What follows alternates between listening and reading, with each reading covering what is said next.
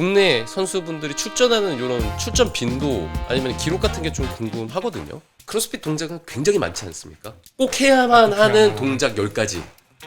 일단은 스네치는 왜 뺀 건가요? 개인전 놓고 봤었을 때는 여성분들만 그러면 진출한 모양새인데 아직 그러면 남성분들이 게임즈에 이제 진출하지 못하는 이유가 혹시 예측되는 이유가 있으실까요?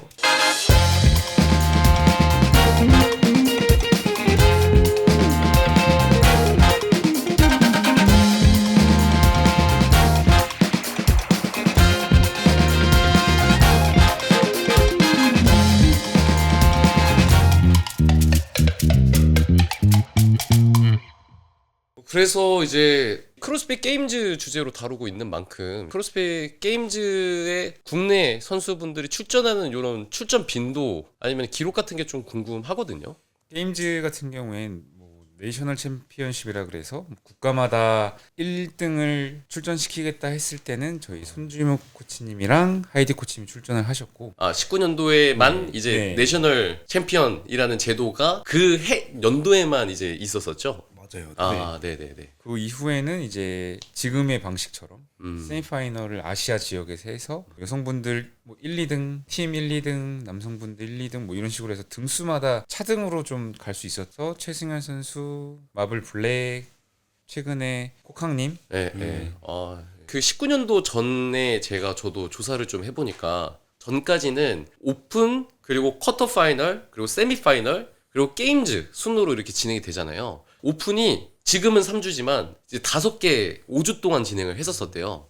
그리고 나서 19년도에 그 내셔널 챔피언 하고 그 다음에 코로나가 터지게 되고 온라인으로 좀 진행을 하다가 21년도 때부터 최승현 선수님이 이제 게임즈 첫 출전 그때 진출을 하셨고 최승현 선수님께서 트리플을 달성을 하신 거 22년도부터 24년도까지 부산 세미 계약을 3년 계약을 진행을 하고 지금의 이제 요 과정을 겪고 있다라는 걸로 이제 알고 있거든요. 그리고 이어서 내년에 세미는 어디서 열릴 것이냐 라는 것까지 사람들이 요즘은 되게 많이 관심을 갖고 있는 걸로 이제 알고 있는데 근데 지금 듣기로는 뭐 19년도를 제외하고 난다면 아직까지 크로스핏 게임즈에는 그러면은 결과론적으로 인디비주얼 개인전 놓고 봤었을 때는 여성분들만 그러면 진출한 모양새인데 아직 그러면 남성분들이 게임즈에 이제 진출하지 못하는 예측되는 이유가 있으실까요?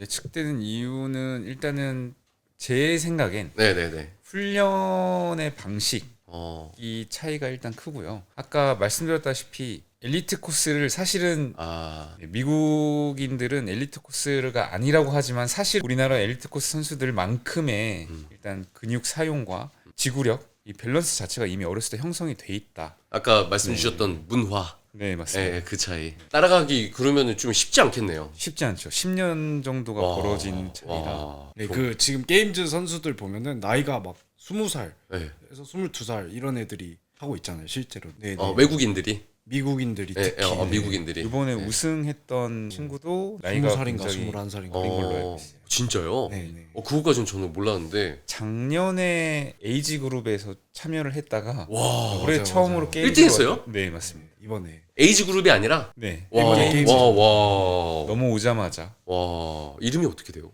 제임스 스프레그인데 네, 뭐 이번에 뭐 여러 가지 이슈가 있었지만 게임즈에서 네. 그래도 뭐 네. 1등을 한 건 대단한 거니까. 형이네요. 그러면은. 그렇죠. 와, 진짜 대단하다. 문화가 얼마나 차이가 나면은 20살, 21살 때부터 미국인인가요? 네. 와, 그거를 어떻게 그렇게 할 수가 있는지 사실 뭔가 이런 주제 자체가 뭔가 좀 허무해지는 우리가 지금 여기 앉아서 대화 나누는 것 자체가 이거 뭐 하고 있는 거지? 이런 생각이 드는. 이게 진짜 미국의 문화인데요. 힘쓰고 파워풀하고 골프도 멀리 치고 네. 이런 거 문화가 되게 발달이 돼 있어요. 골프 선수들도 미터로 따지면 350m에 400m를 보내는 괴물 같은 선수들도 있고 이런 식으로 쳐내는 스포츠를 좋아해요. 그리고 미식축구도 보시면 엄청나게 밸런스가 좋은 네. 근육질의 선수들이 네. 몸싸움도 하고 스피드도 빠르고 하잖아요. 이미 문화 저변에 굉장히 상체와 하체도 물론 많이 쓰지만 폭발적으로 팔을 쓰고 몸을 쓰는 거에 대해서 굉장히 긍정적이고 그 문화를 즐기다 보니까 격차를 좁히기가 쉽지 않아요. 우리나라 문화만 봐도 지금 이미 부상에 대한 걱정 때문에 크로스핏을 꺼려하시는 분들이 있잖아요. 하지만 그 친구들은 이미 어렸을 때 경험을 해봤기 때문에 이게 매우 안전하고 다른 종목을 하기 위해서 거쳐가는 코스다라는 걸 알고 있기 때문에 받아들이는 마인드 자체가 너무 달라요. 야, 이런 거 들으면은 게임즈 진출에 트리플 달성하신 최승현 선수는 지금도 이제 세 차례 모두 순위가 올라가고 있는 걸로 저는 알고 있거든요. 중간에 물론 부상이 있었다는 얘기도 확인하긴 했었지만 진짜 대단하다라는 선수. 네. 올해 이제 그 게임즈 가서도 24위로 이제 기록하지 네, 않았었나요? 대단하네요, 정말로. 최승현 선수분도 그냥 저는 뭐 자세한 건 모르지만 그냥 얼핏 듣기론 어렸을 때부터 아버님이 운동도 아, 그래요? 많이 시키고 운동을 접할 수 있는 계기가 되게 많았다고 알고 있어요. 최승현 선수님도 한번 와주셨으면 좋겠어요. 네, 기다리겠습니다.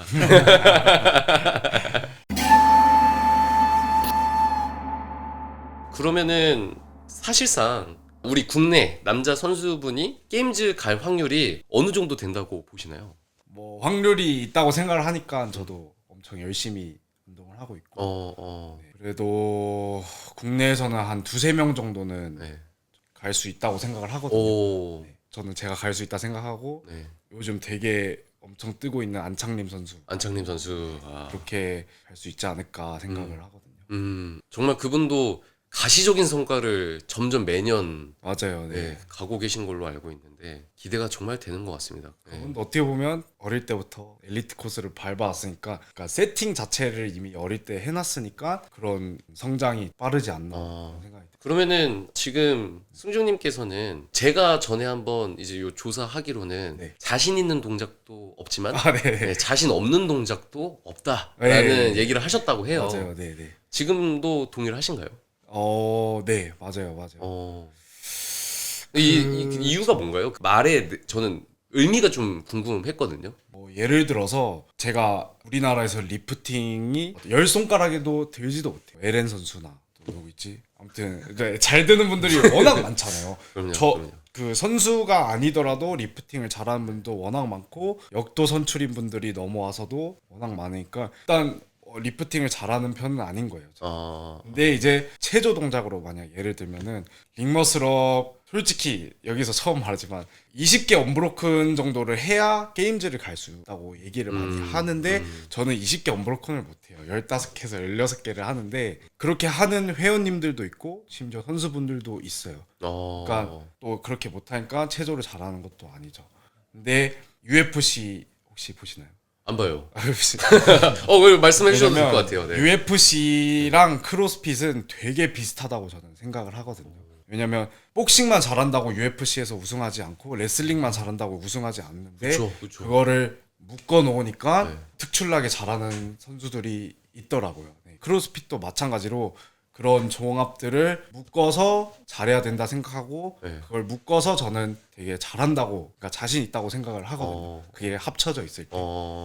그래서 그런 말씀을 드리는 겁니다. 그러면은 부족하다고 생각하시는 그 영역이 좀 궁금하거든요. 네네네. 그러니까 대표적으로 이제 카디오, 네. 스트렝스, 짐내스틱 네. 크게 세 가지로 요즘 뭐 스킬풀이라든지 뭐 이런 것도 있다고는 하는데 크게 세 개 놓고 봤었을 때 네. 어느 분야가 조금 강점이고 어느 부분이 좀 약하다고 생각하시는지도 좀 궁금해요. 뭐 사실 좀 재수없는 소리일 수도 있지만 저는 다 부족하다고 생각을 하는데 고리타분해. 네, 그쵸.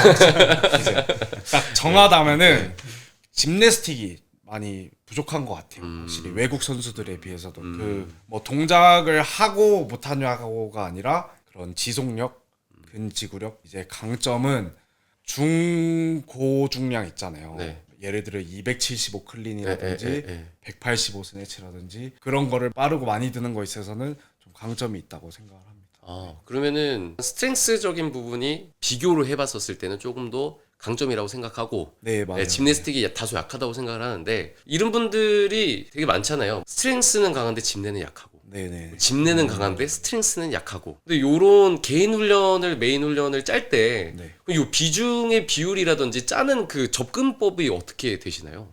그거는 진짜 개인마다 진짜 달라야 된다고 생각을 하고 만약 스트렝스가 진짜 좋은데 짐내스틱이 부족하다 하면은 스트렝스는 사실 그냥 건들기식으로만 뭐 예를 들어 2시간 중에 한 2-30분만 넣고 네. 짐내스틱 비중을 그거보다 2배로 아. 이렇게 하기는 해야죠. 아. 근데 뭐 짐내스틱 그냥 퓨어 동작보다는 그런 기본 근력들 있잖아요. 네. 스트릭 풀업이라든지 네, 네, 네. 단순한 밀고 당기기 그런 기본 근력들의 훈련을 엄청나게 많이 해야죠. 여기서 그러면 또 조금 추가로 궁금해지는 게 크로스핏 동작은 굉장히 많지 않습니까? 그렇죠. 네. 10개 동작을 꼽아 주신다면 꼭 해야만 하는 동작 10가지.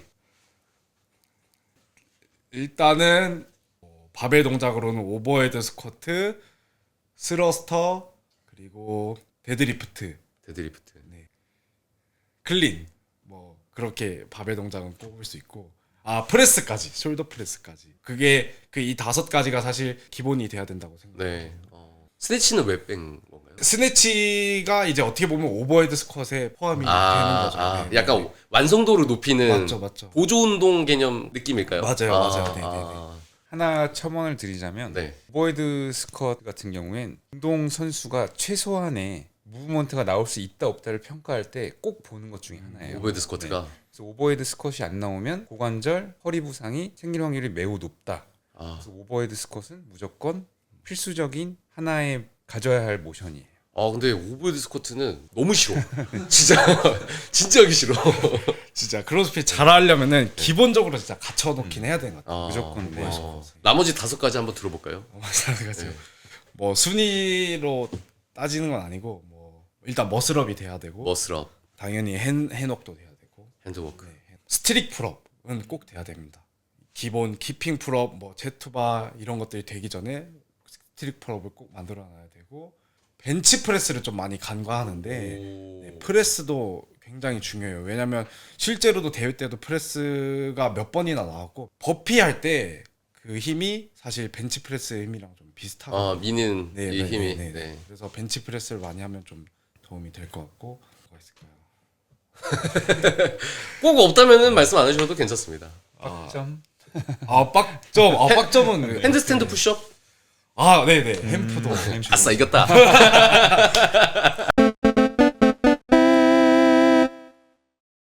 되게 알차네요. 이게 진짜 재밌네요, 정말로. 이거 하기 되게 잘한 것 같아, 진짜로.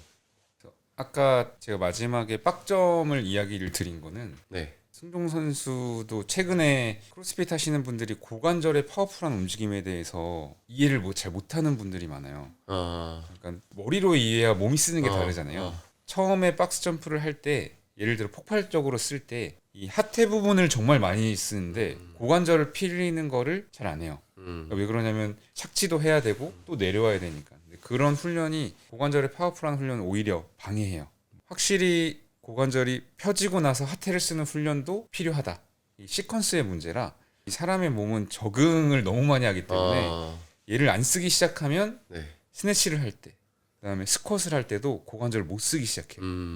그럼 받았다 탄력적으로 일어나는 것도 잘 못하게 되고요. 중요한 작업이지만 정석적으로 고관절을 확실히 쓰는 방법도 중요하다. 이제 10가지의 말씀하셨던 거를 봤을 때는 고관절을 쓰는 것과 그다음에 등과 어깨의 연결. 프레스를 밀 때 어깨만으로 미는 게 아니라 등을 함께 밀어서 코와 함께 쪼여서 이제 밀 줄 알아야 된다. 네. 그런 게 조금 중요시 생각을 하시는 것 같아요. 네. 그 플라이오메트릭을 얘기해 주셨잖아요. 근데 제가 저번 주부터 이제 역도를 배우기 시작을 했거든요. 에? 그게 무슨 말씀이세요? 쌤이 4년차 아니세요? 아까도 얘기했지만 저는 항상 부족하다 생각해서 근데 이제 그 코치님께서 제가 역도하는 걸 이제 어느 정도 보시고 말씀하신 게 끄는 거 자체가 조슈아 코치님? 아니 그 역도 코치님 또 있으세요? 또 다른 분들 그쵸. 네네네. 그분이 이제 진짜 실제로 또 선수들을 이시기도 한데 그분이 이제 얘기해 주신 게 끄는 거 자체가 너무 느리고 스쿼트 했을 때 일어나는 것도 느리다. 그게 느리다는 게 결국은 스피드가 떨어진다는 얘기고 그게 이제 여기에서 나오는 파워가 부족하다는 얘기더라고요. 플라이오메트릭 그리고 고관절의 그런 스피드, 파워 훈련은 역도를 잘하기 위해서는 추가돼야 됩니다.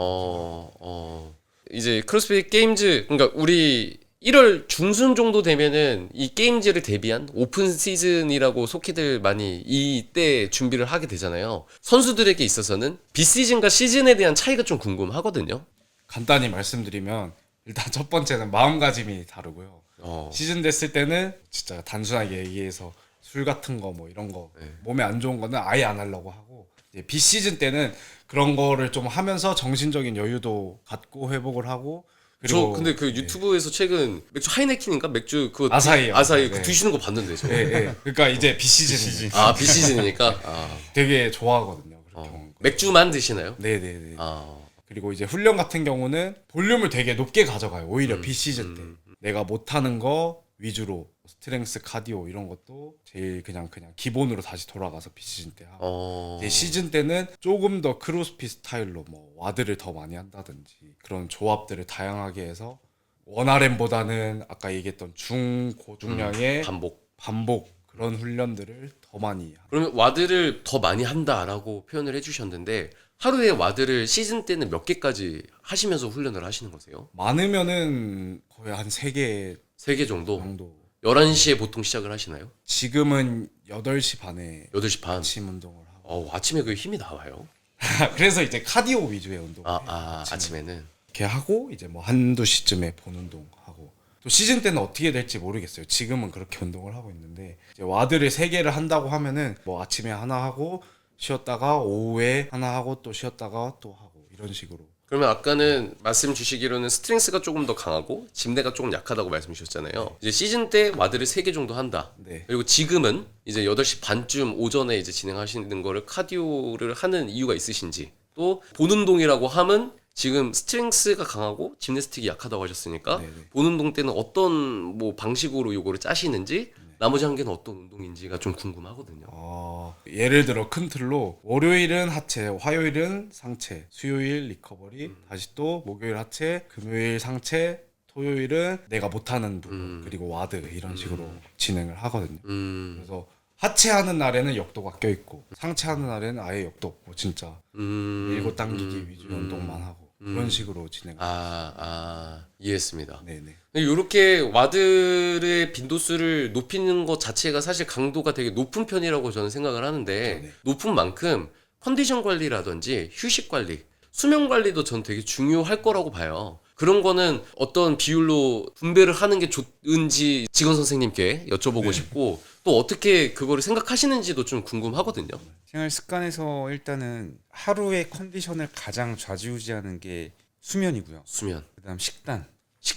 그래서 뭐 여러 가지 준비를 하는 과정에서 선수분들이 지금 당장 내가 너에게 도움을 준다면 뭐를 가장 받고 싶은가 했더니 컨디셔닝이나 훈련도 좋지만 식단을 제일 많이 꼽았어요. 왜냐하면 혼자서 챙기기도 쉽지 않고요. 그다음에 식단을 어떻게 꾸릴지도 잘 모르겠고, 그다음에 사이사이에 어떤 식으로 먹어야 되고, 오픈 준비 전에는 벌크업을 하는 게 좋은지 지방을 빼는 게 좋은지 이런 것도 좀 모르다 보니까 그런 거에 도움을 되게 많이 요청을 했어요. 그리고 준비하면서 제 생각도 이 하루의 컨디션을 매일매일 다르지 않게 하기 위해선 적절한 수면과 식단이 제일 중요한 것 같아요. 근데 그 외에는 이제 선수들의 개인적인 역량과 절제력의 차이인 거고, 그 두 개가 확실히 지켜진다면 컨디션에 좋은 영향을 주지 않을까 싶어요. 대체적인 딱 짚어주시는 게 가장 직관적일 거다라는 생각이 드는데, 수면은 보통 이제 뭐 유퀴즈라든지 다양한 이제 뭐 프로그램들 보면 한 8시간은 최소 자줘야 된다라는 그런 얘기가 많이 보이는 것 같더라고요. 그 정도로 생각을 하시나요, 수면은? 네, 수면은 그냥 썰도 있고 아직 과학적으로 입증은 안 됐지만 최소한 6시간에서 8시간 정도를 안 자면 빨리 죽는다. 6시간에서 8시간. 지금 내가 잠을 못 자면 좀 더 빨리 잠이 들어야 된다. 영원히 잠을 들 때는 좀 더 빨리 된다라는 이제 이야기가 있죠. 그 말이 맞는 것 같고, 그다음 제일 중요한 건 수면을 할 때 뇌에 있는 하루에 썼던 노폐물들이 빠져나가요. 수면이 짧으면 그 노폐물이 빠져나가지 않기 때문에 다음날 컨디션에 영향을 많이 줘요. 컨디션 관리 수면도 그렇게 많이 하시나요? 저는 1순위로 저도 수면을 8시간 주무세요? 최소 6시간? 7시간 7시간 이상을 어떻게든 확보하려고 해요. 컨디션 관리는 어떻게 좀 하시는, 뭐 드링킹 하시는 편이신가요? 레드불. 그러니까 운동하기 전에요? 아니면? 뭐 예를 들어서 내일 대회야. 그러면 컨디션 관리를 어떻게 하시나요? 일단은 내일 만약 아침에 대회다 수면 시간을 확보를 해야 되잖아요. 그래서 그 전날에 몇 시에 수면할지 대충 계획을 좀 해놓고 네. 그거에 맞춰서 이제 식사랑 패턴을 계획을 하죠. 네. 이 디테일한 식사 텀이라든지 이런 것들도 사실 되게 궁금하기는 하는데 또 어떤 식당 구성으로 갖추고 가는지도 되게 많이 궁금하고. 식당 같은 경우는 이제 약사님이 많이 봐주시는데 네. 또 약사님이 또 따로 있으세요? 그쵸. 네. 도움 주시는 분들이 많죠. 거의 뭐야 이거? 팀인데 거의? 팀으로 움직이고 있습니다. 한번 만나세요. 한번 여기 다 데려오세요. 네, 다 너무 좋은 거 예. 재밌겠다. 약사님 한번 모시긴 해야겠네요. 네. 재밌죠? 너무 좋은 거 네. 말씀 한번 이어서 해주신다면. 1순위가 아까도 얘기했듯이 수면이니까 네. 그 수면에 방해가 되지 않게 3시간은 공복을 줘요. 자기 직전에. 네. 이제 그 전에 이제 영양소들을 계속 밀어 넣어야 되는데 그 탄단지 비율로 말씀드리면 탄수화물 600g, 많게는 700g, 네. 단백질은 180에서 200, 지방은 100g. 이거를 이제 나눠서 먹는 거죠. 하루에 네. 정해져 있는 그 그램을. 맞아요. 지금은 그렇게 안 하고 여유 있게 그냥 먹고 싶은 거 먹고 하는데. 지금 아사히 마시고. 그렇죠. 시즌 때는 네. 이제 그러면은 마지막 질문 쪽으로 슬슬 이제 넘어가면 될 것 같은데요. 크로스핏 게임즈에 대해서 저희가 좀 알아봤습니다. 지금 여성분들은 이미 게임즈에 진출하신 분들이 이미 나오고 있고 늘어나고 있는 추세니까 우리 직원 선생님께서 저한테 종종 강조 주시기로는 등을 되게 많이 발달을 많이 시켜야 된다라는 그런 강조라든지 게임즈의 문턱을 넘기 위한 국내 남자들의 조금 더 지향하는 방향을 좀 봐야 된다면은 어느 부분을 좀 짚고 싶으신지 한 분씩 좀 한번 듣고 싶거든요. 일단 신체적인 밸런스로는 외국인 선수들이 엉덩이 그다음에 이 어렸을 때부터 허벅지 쪽 근육을 잘 쓰다 보니까 그런 밸런스도 좋아요. 그거는 제 느낌에는 우리나라 선수들도 분명히 그 정도 퍼포먼스가 나오고 그 정도의 하체 밸런스를 가지신 분들이 많은데 게임즈에서 직접 본 결과 코어, 가슴 근육 다 따라잡았고 거의 비슷한 수준이지만 네. 딱 하나 차이를 보이면 등 근육. 정면에서 보면 약간 이렇게 열려있는 듯한 느낌인데 맞아요. 선수들이 뒤에서 보면 구부정한 느낌이에요. 맞아요. 통으로 이렇게. 네, 그게 왜 네. 그럴까라고 해서 어. 옆에서 봤더니 등 근육의 두께가 이렇게 두껍습니다. 네. 어. 그 정도로 등을 단단하게 채워야 나의 코어의 확장력과 코어의 압력을 등이 받아줘요. 그래서 오버헤드 포스처가 많잖아요. 네. 사실은 머슬업 같은 경우도 다 오버헤드 포스처에서 시작을 하니까요. 음. 그걸 밑에서 올리느냐 위에서 내리느냐의 차이긴 하지만 그래서 그걸 모든 걸 받아주는 게 코어와의 힘이 등 근육이다. 근데 게임즈 선수들만큼 등 근육이 발달된 선수가 많이 없어요. 거의 없다. 그다음 훈련에서는 저희 선수들이 대부분 힘의 밸런스가 중상에 많이 머물러 있어요. 그래서 호흡을 마시면 상부에다 힘을 다 써요. 중하부로 압력을 못 넣다 보니까 허리가 많이 꺾이고 등이 못 받아주는 훈련도 있어서 뭐 스네치로 예를 든다면 허리 젖히는 현상이라든지 이런 네, 것들. 그런 것도 있고 이미 들려고 할 때 합을 할 때 승모근에 힘을 주고 들려고 하니까 안 들려요. 충분히 밑에서 써서 올려야 되는데 팔을 자연스럽게 만들어서 그래서 그거를 등에 힘을 너무 주면 안 된다라는 말도 있지만 상부 승모근이랑 상부 쪽에 힘이 많이 들어가요. 따지고 보면 결정적인 거 호흡, 네. 횡격막을 진짜로 쓰고 네. 이런 거를 전제로 봤을 때 그러한 훈련들이 분명히 필요하다. 크로스핏 선수분들이 제일 관가하는 어질리티 훈련, 플라이오메트리 훈련. 그게 뭐예요? 민첩성 훈련이에요. 팔다리를 빠르게 움직이기 위해서는 우리 몸이 중심화를 잘 시켜야 되거든요. 네. 근데 이 중심화를 시키는 훈련이 그냥 코어 운동, 뭐 플랭크나 브릿지 이런 거로 중점을 많이 두고 팔다리를 완벽하게 스피드를 컨트롤해서 몸에 중심화를 시키는 훈련이 많이 빠져 있어요. 그런 것들을 나의 약점과 연결시켜서 한다면 제 생각에는 충분히 따라잡을 수 있다고 생각을 하고 있습니다. 한마디 더 첨언을 해주신다면. 너무 이미 다 끝났나요? 이미 다 너무 잘 얘기해 주셔가지고 네.